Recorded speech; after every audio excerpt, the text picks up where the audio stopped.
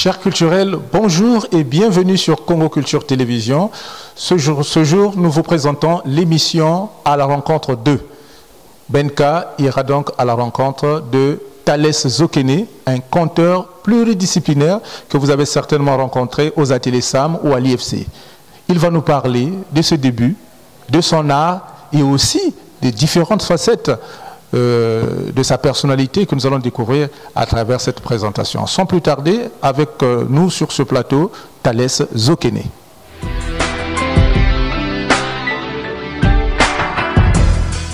Bonjour Thalès.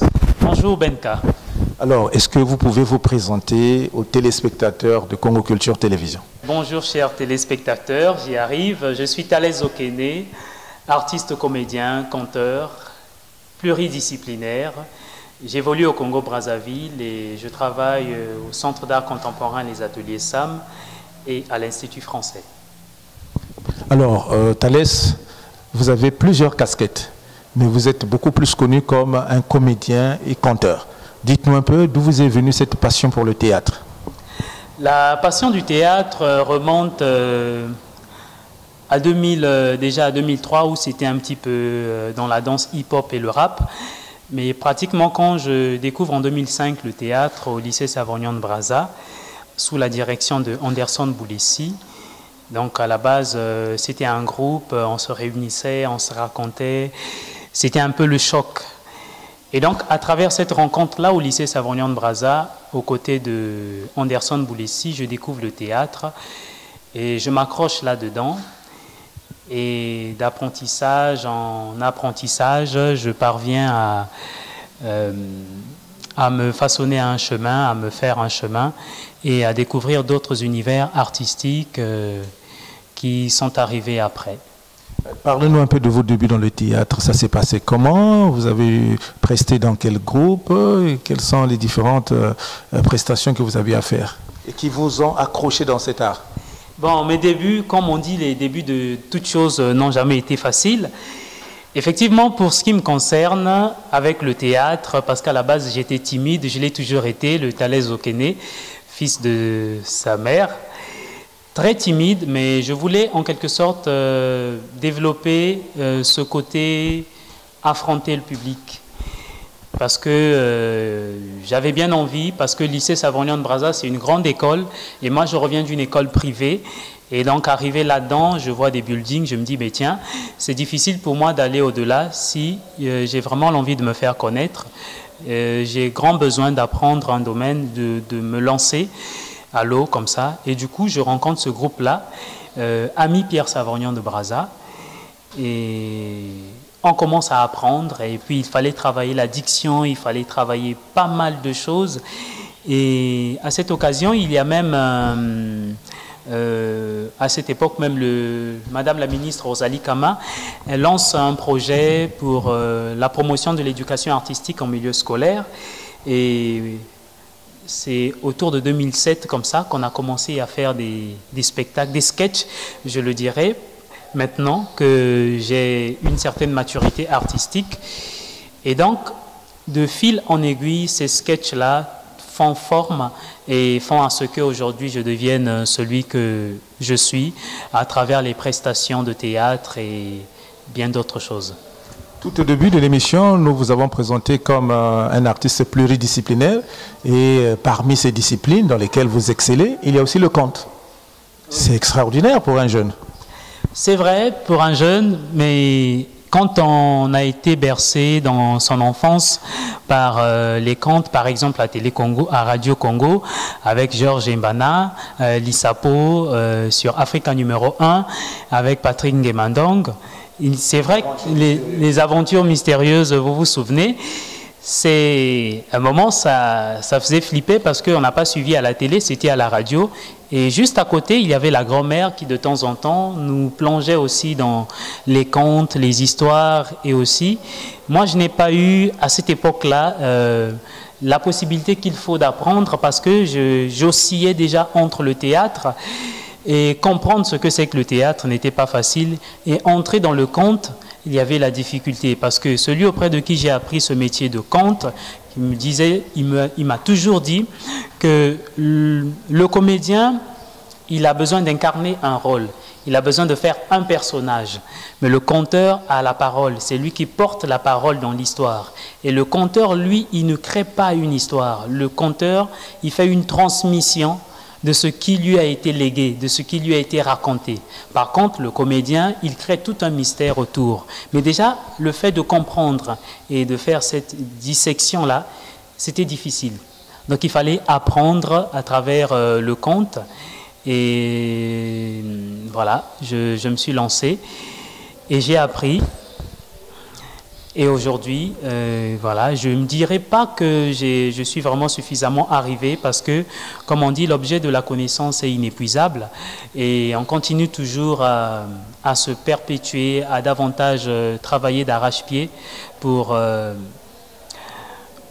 garder cette forme-là, pour continuer à propager cette information. Et du fait aussi que le conte, c'est, comme on dit, ce sont des histoires d'hier que l'on raconte aujourd'hui pour demain. Et aujourd'hui, c'est cette jeunesse. Et demain, c'est cette jeunesse qui va servir de bâton de vieillesse à ceux qui sont d'hier, donc nos pères et grands-pères.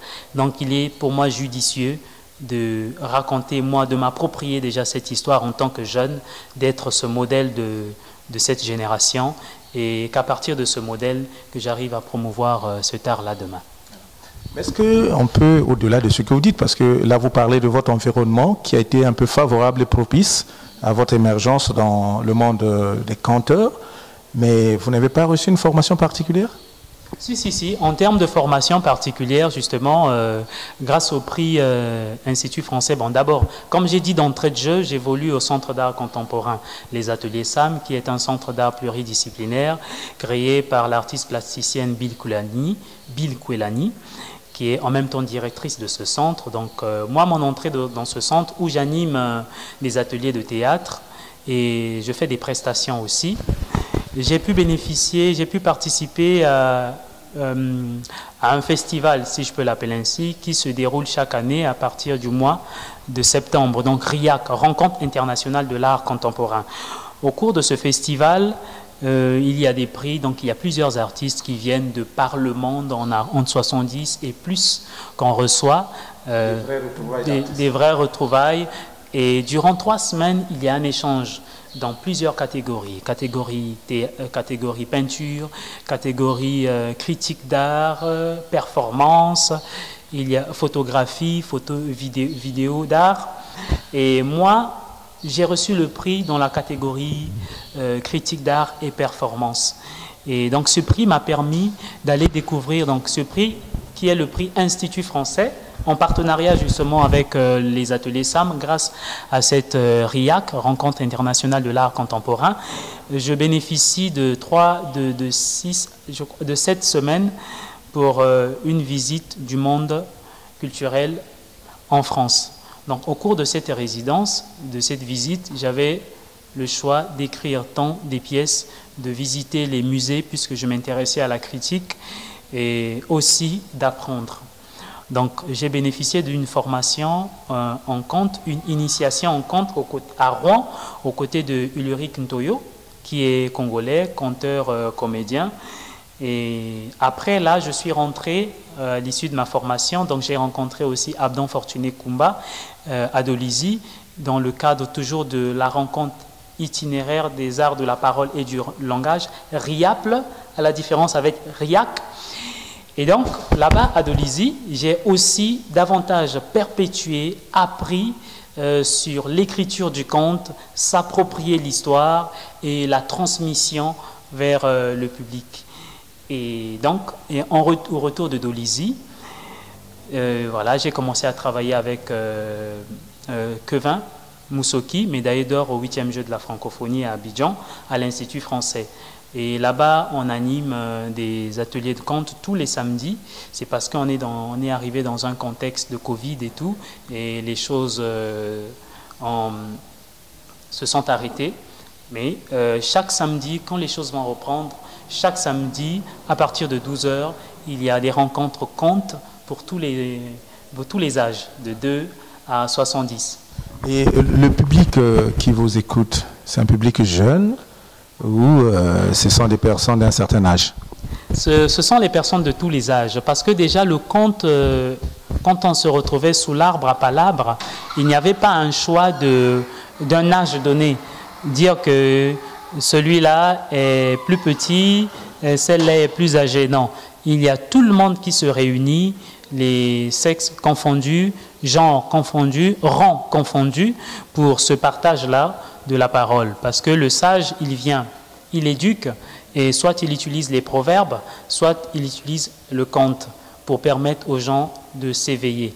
Et donc moi, mes contes, et du fait que j'ai appris certaines choses, s'adressent à tout le monde.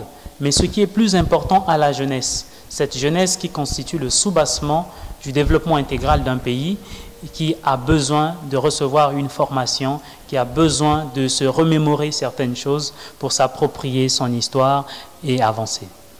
Donc, s'approprier l'histoire, avancer, c'est aussi le spectacle que vous avez donné il y a quelques jours ici même aux Ateliers Sam, intitulé Nzete ya Masolo.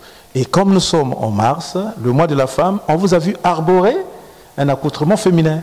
Oui. C'est aussi dans le sens du conte?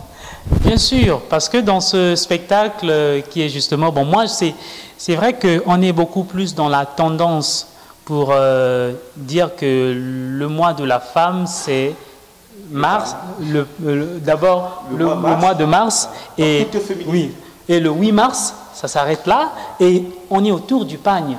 C'est vrai, mais la femme, elle vit du 1er janvier au 31 décembre. Donc, si elle ne doit vivre que le 8 mars, ça veut dire que le reste des autres jours appartiennent aux hommes, ce qui n'est pas... Elle sera donc marginalisée. Voilà. Donc, moi, j'ai trouvé, je pouvais bien me mettre dans la peau, je pouvais bien mettre sur l'iconographie, l'affiche du spectacle, une femme, mais j'ai trouvé qu'il était, avec mon équipe, qu'il était intéressant qu'un homme se place dans la peau d'une femme. Parce que la femme est un être fort. Et la femme n'a pas à dire que elle est égale à l'homme parce que la femme est supérieure à l'homme. Aucun homme ne porte un enfant. Aucun homme... la femme est tout un mystère. Et la comprendre, c'est comme comprendre la vie. Mais comme on ne peut pas comprendre la vie, donc c'est difficile de comprendre la femme. Et donc, quelque part, la femme a une place comme toutes les personnes, comme tout homme. Donc, moi, à travers ce spectacle aussi, j'ai voulu faire parler cette femme à travers ce conteur-là et aussi ressortir ces valeurs traditionnelles qui tendent à disparaître, à savoir notre tradition. Se retrouver sous l'arbre à palabre, échanger dans un décor qui nous plonge comme si on était dans un village, et aussi ce public arc-en-ciel qui était venu pour partager ce moment de conte qui était un moment important pour moi, de permettre aux gens ou de rappeler aux gens que ce n'est pas le fait que nous soyons habillés en pagne, mais du fait qu'on peut faire un effort de redevenir humain. Parce qu'aujourd'hui, on est beaucoup occupé à la recherche des vues sur Internet, à plus de j'aime, à plus de commentaires, à se façonner une image taillée sur Internet, qu'on sort de l'actualité, on sort de ce qui est bon, de ce qui est vrai. Donc, à travers ce spectacle, l'idée est de permettre aux gens de se remémorer que quoi qu'il arrive, quoi qu'on peut faire, chacun de nous a une place dans la société. Point n'est besoin de marginaliser la personne, et point n'est besoin que la femme puisse dire qu'elle doit être égale à l'homme parce qu'elle est supérieure à l'homme. Et là, ce sont les propos de mon grand-père, et je l'ai toujours... Donc, comme je l'ai reçu de mon grand-père, qu'il a reçu de son père, je l'ai reçu de mon père, qu'il a reçu de son père, et la tradition continue à se perpétuer, et moi, je n'invente rien. En tout cas, vous comprenez que Thalès Zokene se sent à l'aise dans toutes ses casquettes.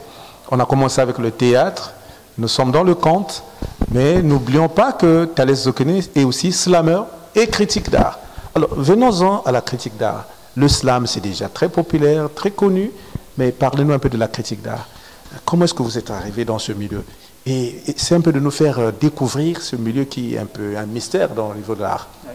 La critique d'art, bon, parce qu'on est dans notre pays, ce sont des choses qui sont en train de se découvrir. Et ailleurs, la critique d'art a bien sa place. Et c'est avoir un regard extérieur sur son travail propre ou apporter une touche sur ce qui n'est pas compris d'une œuvre. On peut avoir une œuvre picturale. Là, à notre dos, c'est l'œuvre d'une artiste que j'aime bien, une Congolaise, Sardouane Mia.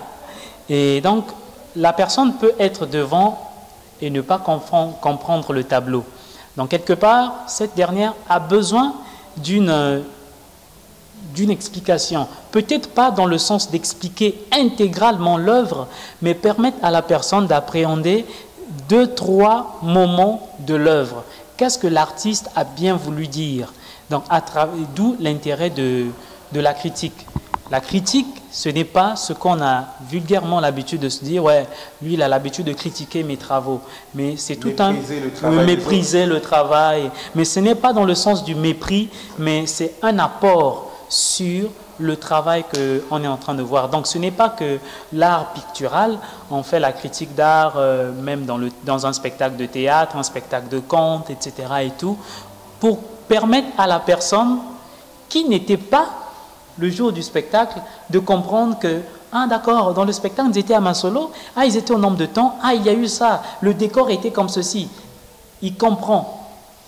C'est tout l'intérêt de la critique d'art pour ce qui est par exemple des spectacles vivants et aussi des œuvres picturales. Donc moi j'avais du mal à comprendre certains de mes travaux et à pouvoir aussi les expliquer.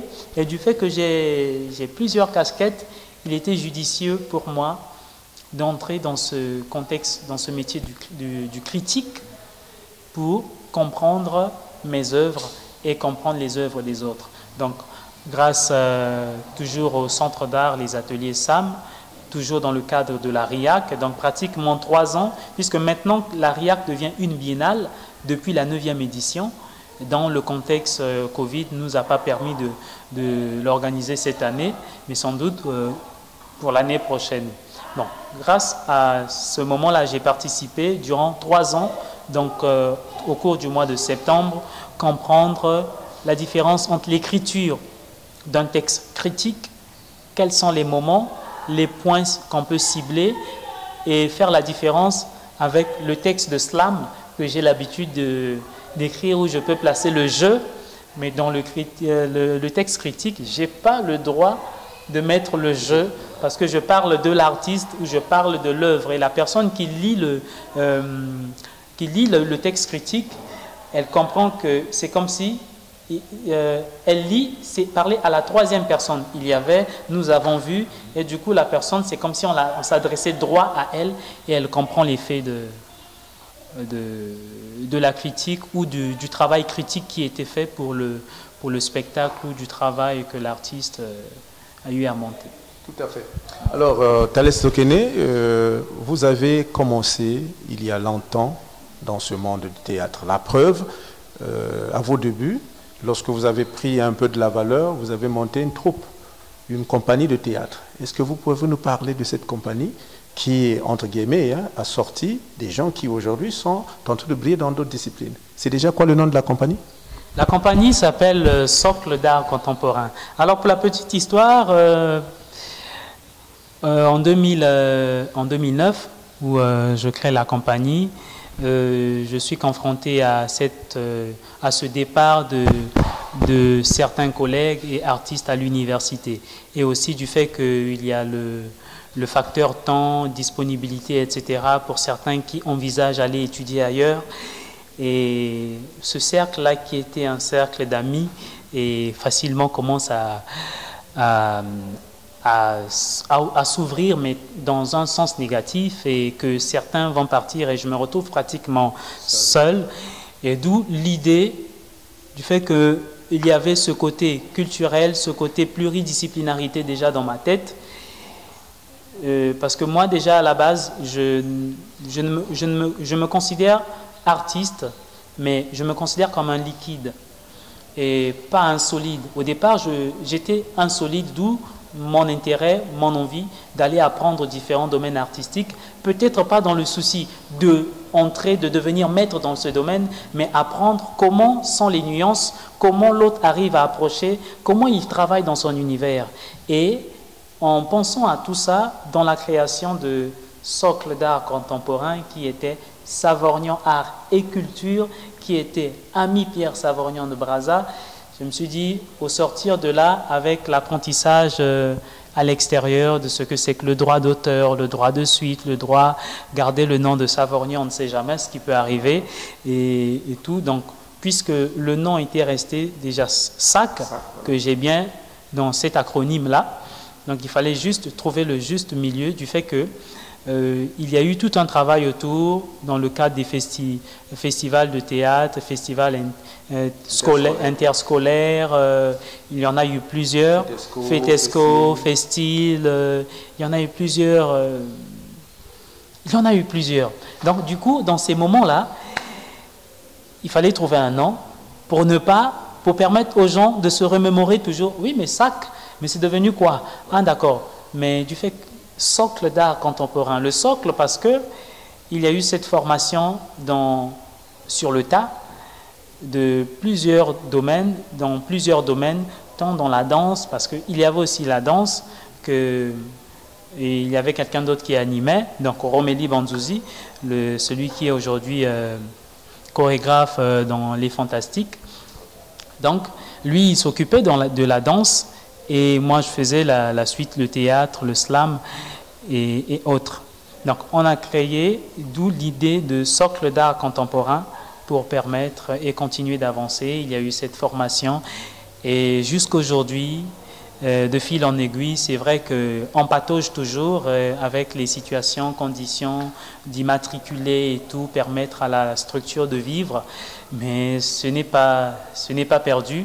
Tant que l'auteur, le créateur a le souffle, ça veut dire que la création, la compagnie garde sa place et demain pourra sourire davantage. Ça veut dire aussi tout simplement que Thalès Sokene prend le recul pour essayer de s'organiser et sortir quelque chose de plus grand.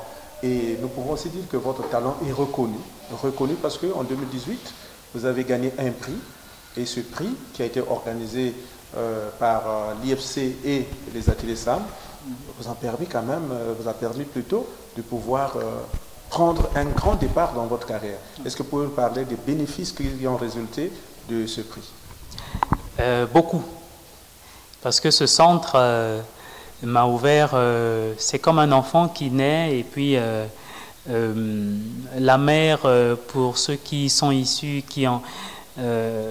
pour ceux qui ont la tradition dans le sang, la mère le prend, le met au dos, et à force de marcher, la maman crée un rythme de danse, et ce rythme-là entre dans le corps de l'enfant, ce qui fait qu'aujourd'hui l'Africain, même quand il n'a pas appris quelque chose, il a toujours une certaine aisance il peut être capable de justifier. Et donc moi, à travers ce prix, ou peut-être j'en ai eu d'autres toujours dans ce centre, mais qui m'ont ouvert l'esprit, parce que voyager, plus tu voyages, tu apprends beaucoup. C'est une grande découverte. C'est une grande découverte à travers des grandes œuvres, des grands artistes que hier tu entendais, que tu lisais dans des livres, mais aujourd'hui tu touches, peut-être pas dans le sens le respect de l'œuvre, je ne peux pas le toucher, mais j'ai l'œuvre en face, et je me dis d'accord, là c'est... Et peut-être du fait que j'ai eu à travailler d'arrache-pied, et aujourd'hui il y a ce résultat positif qui revient vers moi, il y a, voilà, on va dire, cette récompense à travers ce prix de la part de la directrice dans le cadre de cette rencontre-là. Et donc, c'était bien parce que j'ai découvert et je continue. Et même, j'en ai eu d'autres contrats dans cet élan-là où j'ai même écrit une pièce qui m'a permis de jouer, de la monter ici, tome 2. Et j'en ai eu pas mal de... C'est un moment de joie. Et voilà, donc c'est toujours un plaisir quand ton travail est récompensé, et on souhaite que ça se fasse quand on est vivant, mais pas à titre posthume. Et moi, je salue, chapeau bas, cette dame-là, Bill Kwelani, pour cette forme de reconnaissance et du fait qu'elle ait pu créer ce centre qui permet en même temps aux comédiens, aux slameurs, aux peintres, aux critiques d'art, aux danseurs, toutes catégories, de se retrouver pour fédérer et avancer.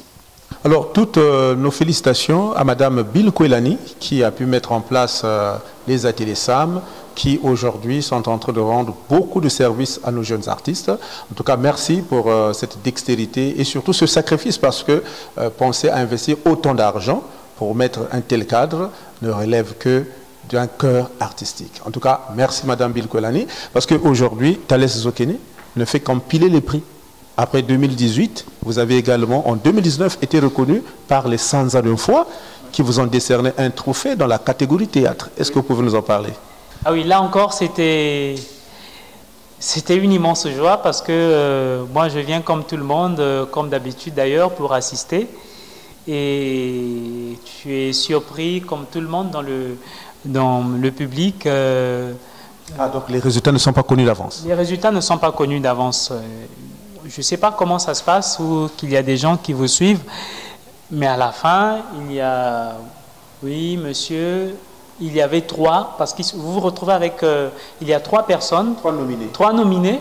Et un lauréat. Et un lauréat. Donc, on commence au premier, au deuxième. Donc, parmi les nominés, ils étaient 3. Et c'est mon nom qui sort, Thalès Zokene, dans la catégorie comédien. Il a fait ceci, il a fait cela. Et là, je revenais fraîchement de ma résidence en France. Donc, j'avais aussi pas mal de spectacles que j'avais joués.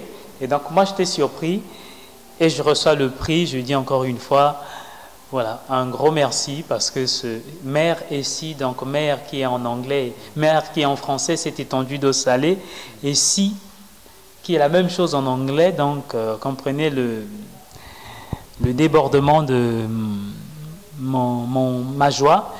Et une fois, mon père m'a dit, si tu veux obtenir ce que tu n'as jamais eu, commence à faire ce que tu n'as jamais fait. La volonté appelle l'action, l'action conduit au résultat. Souviens-toi de ceci, quand l'avancée devient dure, seuls les durs avancent. Et quand l'intelligence épouse la sagesse, elle donne naissance à la réussite.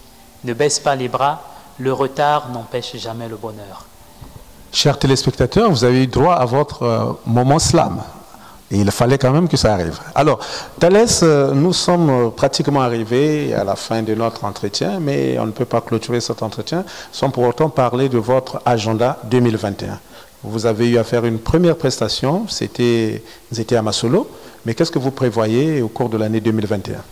Au cours de l'année 2021, avec le projet, déjà avec les ateliers SAM, je fais partie des artistes, peut-être les 17 artistes retenus. Moi, je suis dans la catégorie auteur, donc dans le cadre d'Africa 2020, qui devait se passer déjà depuis l'année passée, mais suite au contexte Covid, donc c'est pour cette année, donc c'est du 24 mai au 24 juillet où je serai à Marseille pour une résidence d'écriture autour de ce qui va se passer. Donc j'ai un projet que j'ai intitulé 20-20 à la traîne, c'est-à-dire 20, le chiffre 20, le deuxième 20 c'est le 20 VIN à la traîne. Donc deux garçons se retrouvent à flâner dans des moments perdus, se retrouvent quelque part et retrouvent 20 fûts de vin à la traîne.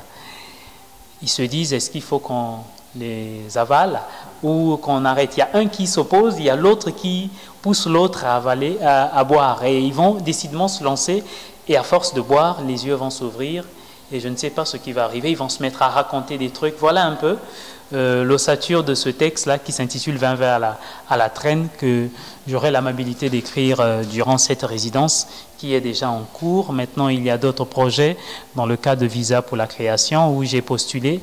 Donc, si ça finit, ça va s'enchaîner. Donc, ce texte que j'aurai écrit, je vais encore repartir pour le monter à Marseille avec des artistes comédiens français. Maintenant, juste après, donc ça va se faire en 2 mois comme ça. Puisque ici, c'est encore, on n'est pas trop sûr avec le contexte, avec les autorités pour Covid et tout. Donc, nous étions à Masolo doit en principe se jouer à mon retour, donc autour du 8 août. Donc si ça peut marcher, c'est bon, le public verra sur ma page et toutes les plateformes officielles ce spectacle qui se fera selon les structures qu'on pourra trouver, autres que les ateliers SAM. Et aussi, je suis dans un autre projet, Antonia Ngoni, une adaptation de Sophocle par Kani Kabwe, donc une mise en scène de Félix Imbirima. Ce projet doit tourner aussi, donc la tournée c'est pour octobre, novembre, décembre, en France et aussi une partie d'Afrique. Donc l'univers, je peux dire, le programme est super chargé pour l'extérieur.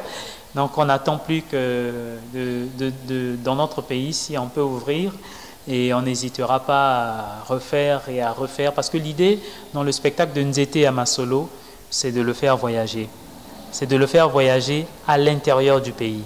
Parce que dans ce spectacle, il y a des textes en Congo, des textes en Sundi, oui, en français aussi, parce que puisque j'ai parlé de nos traditions, de nos langues qui tendent à disparaître, et on a plus de valeur. Moi, aujourd'hui, on m'appelle Thalès, mais je ne connais pas l'explication de Thalès.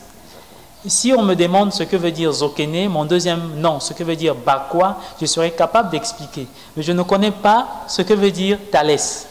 Donc tout ça, je traîne un vide culturel parce que mon père m'a donné ce prénom-là.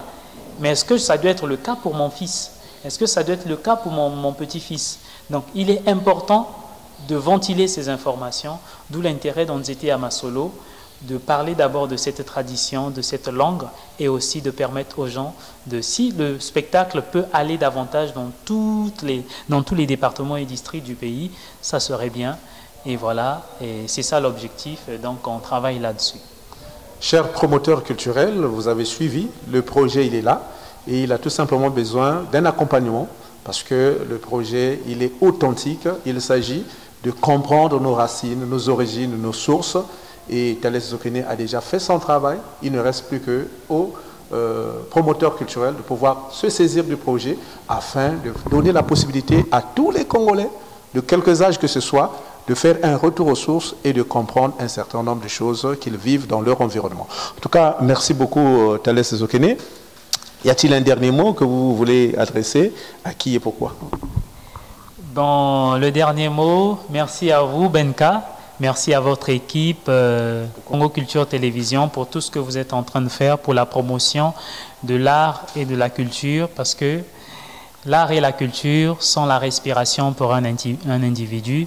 Merci à ma mère parce qu'elle est encore vivante. Merci à mon âme sœur Fleury, que j'aime beaucoup. Et merci à vous, à tous les esprits de l'art, à tous ceux qui font vivre l'art comme vous, comme votre équipe, afin que tout aille de l'avant, le cœur plein de joie et d'espérance. Je vous remercie. Merci beaucoup. Alors, chers culturels, c'était vraiment un plaisir de pouvoir discuter avec Thalès Zokene. Vous avez vu, c'est un artiste complet, un artiste qui explore pratiquement tous les genres du spectacle ou de l'art. Et vous avez suivi quels sont les projets grandioses qui méritent aussi un accompagnement.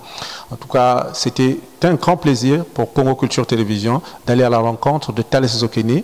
Comme vous le savez, prochainement, nous irons à la rencontre d'un autre artiste. En tout cas, on vous dit au revoir et à la semaine prochaine. Et nous n'oublions pas de saluer la grande équipe de Congo Culture, notamment ceux qui étaient derrière la caméra. Il s'agit donc de P. Malachi et de Exide Messide. Au revoir et à la semaine prochaine.